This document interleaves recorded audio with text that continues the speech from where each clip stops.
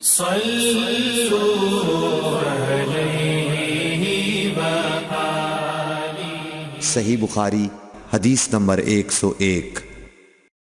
عورتوں نے رسول اللہ صلی اللہ علیہ وسلم سے کہا کہ آپ سے فائدہ اٹھانے میں مرد ہم سے آگے بڑھ گئے ہیں، اس لیے آپ اپنی طرف سے ہمارے وعظ کے لیے بھی کوئی دن خاص فرما دیں۔ تو آپ صلی اللہ علیہ وسلم نے ان سے ایک دن کا وعدہ فرما لیا۔ اس دن عورتوں سے آپ نے ملاقات کی اور انہیں وعظ فرمایا اور مناسب احکام سنائے۔ جو کچھ آپ صلی اللہ علیہ وسلم نے ان سے فرمایا تھا اس میں یہ بات بھی تھی کہ جو کوئی عورت تم میں سے اپنے 3 لڑکے آگے بھیج دے گی تو وہ اس کے لیے دوزخ سے پناہ بن جائیں گے۔ اس پر ایک عورت نے کہا اگر 2 بچے بھیج دے؟ آپ نے فرمایا ہاں، اور 2 کا بھی یہ حکم ہے۔ صحیح بخاری حدیث نمبر 103۔ نبی کریم صلی اللہ علیہ وسلم نے فرمایا کہ جس سے حساب لیا گیا اسے عذاب کیا جائے گا۔ حضرت عائشہ رضی اللہ تعالی عنہا فرماتی ہیں کہ یہ سن کر میں نے کہا کہ کیا اللہ نے یہ نہیں فرمایا کہ عنقریب اس سے آسان حساب لیا جائے گا؟ رسول اللہ صلی اللہ علیہ وسلم نے فرمایا کہ یہ صرف اللہ کے دربار میں پیشی کا ذکر ہے، لیکن جس کے حساب میں جانچ پڑتال کی گئی سمجھو وہ غارت ہو گیا۔ صحیح بخاری حدیث نمبر 104۔ رسول اللہ صلی اللہ علیہ وسلم نے اللہ کی حمد و ثنا بیان کی، پھر فرمایا کہ مکے کو اللہ نے حرام کیا ہے، آدمیوں نے حرام نہیں کیا۔ تو سن لو کہ کسی شخص کے لیے جو اللہ پر اور یوم آخرت پر ایمان رکھتا ہو جائز نہیں ہے کہ مکے میں خون ریزی کرے یا اس کا کوئی پیڑ کاٹے۔ پھر اگر کوئی اللہ کے رسول کے لڑنے کی وجہ سے اس کا جواز نکالے تو اس سے کہہ دو اللہ نے اپنے رسول کے لیے اجازت دی تھی، تمہارے لیے نہیں دی، اور مجھے بھی دن کے کچھ لمحوں کے لیے اجازت ملی تھی، آج اس کی حرمت لوٹ آئی جیسی کل تھی، اور حاضر غائب کو یہ بات پہنچا دے۔ صحیح بخاری حدیث نمبر 105۔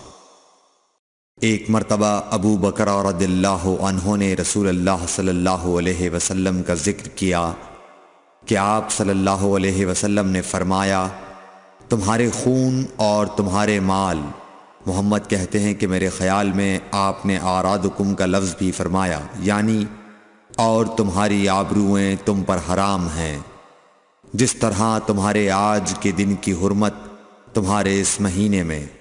سن لو یہ خبر حاضر غائب کو پہنچا دے۔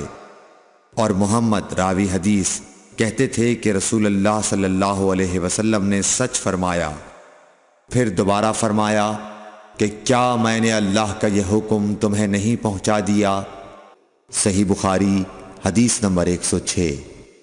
رسول اللہ صلی اللہ علیہ وسلم نے فرمایا کہ مجھ پر جھوٹ مت بولو، کیونکہ جو مجھ پر جھوٹ باندھے وہ دوزخ میں داخل ہو۔ صحیح بخاری حدیث نمبر 107۔ رسول اللہ صلی اللہ علیہ وسلم نے فرمایا کہ جو شخص مجھ پر جھوٹ باندھے گا وہ اپنا ٹھکانہ جہنم بنا لے۔ صحیح بخاری حدیث نمبر 108۔ نبی اکرم صلی اللہ علیہ وسلم نے فرمایا کہ جو شخص مجھ پر جان بوجھ کر جھوٹ باندھے تو وہ اپنا ٹھکانہ جہنم میں بنا لے۔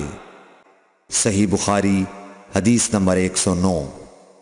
رسول اللہ صلی اللہ علیہ وسلم نے فرمایا کہ جو شخص میرے نام سے وہ بات بیان کرے جو میں نے نہیں کہی تو وہ اپنا ٹھکانہ جہنم میں بنا لے۔ صحیح بخاری حدیث نمبر 110۔ رسول اللہ صلی اللہ علیہ وسلم کا فرمان ہے کہ اپنی اولاد کا میرے نام کے اوپر نام رکھو مگر میری کنیت اختیار نہ کرو، اور جس شخص نے مجھے خواب میں دیکھا تو بلا شبہ اس نے مجھے دیکھا، کیونکہ شیطان میری صورت میں نہیں آ سکتا۔ اور جو شخص مجھ پر جان بوجھ کر جھوٹ بولے وہ دوزخ میں اپنا ٹھکانہ تلاش کرے۔ صحیح بخاری حدیث نمبر 111۔ جحیفہ کہتے ہیں کہ میں نے حضرت علی رضی اللہ عنہ سے پوچھا کہ کیا تمہارے پاس کوئی اور بھی کتاب ہے؟ انہوں نے فرمایا کہ نہیں مگر اللہ کی کتاب قرآن ہے، یا پھر فہم ہے جو وہ ایک مسلمان کو عطا کرتا ہے، یا پھر جو کچھ صحیفے میں ہے۔ میں نے پوچھا اس صحیفے میں کیا ہے؟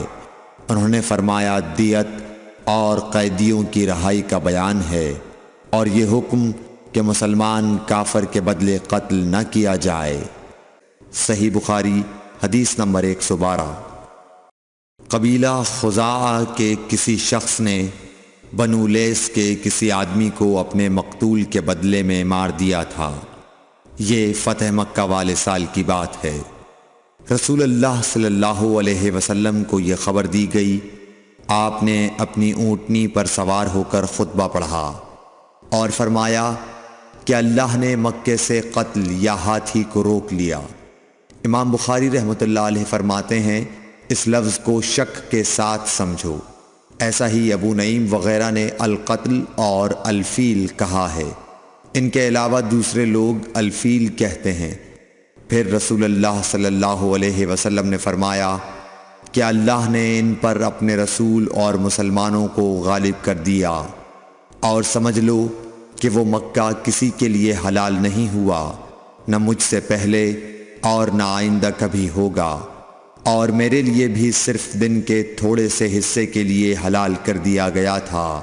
سن لو کہ وہ اس وقت حرام ہے، نہ اس کا کوئی کانٹا توڑا جائے نہ اس کے درخت کاٹے جائیں، اور اس کی گری پڑی چیزیں بھی وہی اٹھائے جس کا منشا یہ ہو کہ وہ اس شے کا تعارف کرا دے گا۔ تو اگر کوئی شخص مارا جائے تو اس کے عزیزوں کو اختیار ہے دو باتوں کا، یا دیت لیں یا بدلہ۔ اتنے میں ایک یمنی آدمی ابو شاہ نامی آیا اور کہنے لگا یہ مسائل میرے لیے لکھوا دیجئے۔ تب آپ نے فرمایا کہ ابو فلاں کے لیے یہ مسائل لکھ دو۔ تو ایک قریشی شخص نے کہا یا رسول اللہ مگر اذخر، یعنی اذخر کاٹنے کی اجازت دے دیجئے، کیونکہ اسے ہم گھروں کی چھتوں پر ڈالتے ہیں یا مٹی ملا کر اور اپنی قبروں میں بھی ڈالتے ہیں۔ یہ سن کر رسول اللہ صلی اللہ علیہ وسلم نے فرمایا کہ ہاں مگر اذخر۔ صحیح بخاری حدیث نمبر 113۔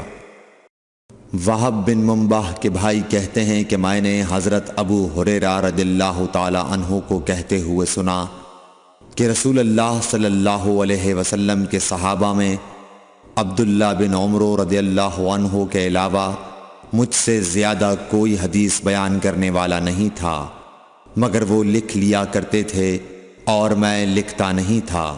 صحیح بخاری حدیث نمبر 114۔ جب نبی اکرم صلی اللہ علیہ وسلم کے مرض میں شدت ہو گئی تو آپ صلی اللہ علیہ وسلم نے فرمایا کہ میرے پاس سامان کتابت لاؤ تاکہ تمہارے لیے ایک تحریر لکھ دوں تاکہ بعد میں تم گمراہ نہ ہو سکو۔ اس پر حضرت عمر رضی اللہ عنہ نے لوگوں سے کہا کہ اس وقت آپ صلی اللہ علیہ وسلم پر تکلیف کا غلبہ ہے اور ہمارے پاس اللہ کی کتاب قرآن موجود ہے جو ہمیں ہدایت کے لیے کافی ہے۔ اس پر لوگوں کی رائے مختلف ہو گئی اور شور و غل زیادہ ہونے لگا۔ آپ صلی اللہ علیہ وسلم نے فرمایا میرے پاس سے اٹھ کھڑے ہو، میرے پاس جھگڑنا ٹھیک نہیں۔ اس پر ابن عباس رضی اللہ عنہ یہ کہتے ہوئے نکل گئے کہ بے شک مصیبت بڑی سخت مصیبت ہے، وہ چیز جو ہمارے اور رسول کے اور آپ کی تحریر کے درمیان حائل ہو گئی۔ صحیح بخاری حدیث نمبر 115۔ ایک رات نبی کریم صلی اللہ علیہ وسلم نے بیدار ہوتے ہی فرمایا کہ سبحان اللہ، آج کی رات کس قدر فتنے اتارے گئے ہیں اور کتنے ہی خزانے کھولے گئے ہیں۔ ان حجرے والیوں کو جگاؤ، کیونکہ بہت سی عورتیں جو دنیا میں باریک کپڑا پہننے والی ہیں وہ آخرت میں ننگی ہوں گی۔ صحیح بخاری حدیث نمبر 116۔ حضرت عبداللہ بن عمر رضی اللہ عنہ نے فرمایا کہ آخر عمر میں ایک دفعہ رسول اللہ صلی اللہ علیہ وسلم نے ہمیں عشاء کی نماز پڑھائی۔ جب آپ نے سلام پھیرا تو کھڑے ہو گئے اور فرمایا کہ تمہاری آج کی رات وہ ہے کہ اس رات سے 100 برس کے آخر تک کوئی شخص جو زمین پر ہے وہ باقی نہیں رہے گا۔ صحیح بخاری حدیث نمبر 117۔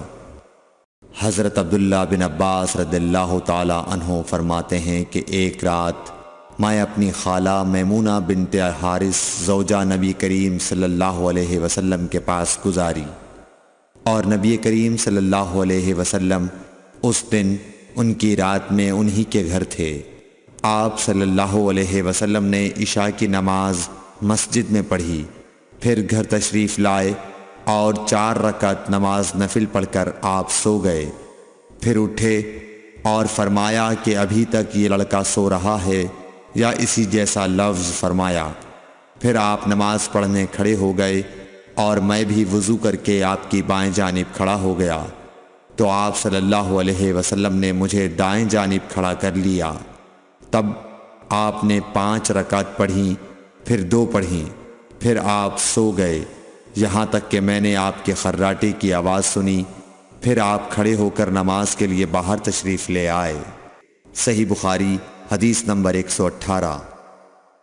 حضرت ابو ہریرہ رضی اللہ تعالیٰ عنہ کہتے ہیں کہ لوگ کہتے ہیں کہ ابو ہریرہ بہت حدیثیں بیان کرتے ہیں، اور میں کہتا ہوں کہ قرآن میں 2 آیتیں نہ ہوتیں تو میں کوئی حدیث بیان نہ کرتا۔ پھر یہ آیت پڑھی جس کا ترجمہ یہ ہے، جو لوگ اللہ کی نازل کی ہوئی دلیلوں اور آیتوں کو چھپاتے ہیں، آخر آیت رحیم تک۔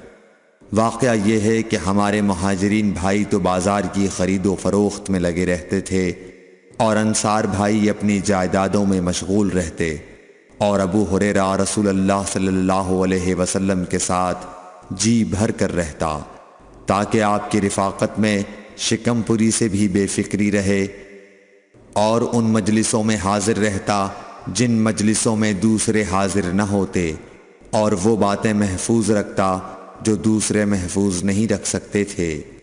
صحیح بخاری حدیث نمبر 119۔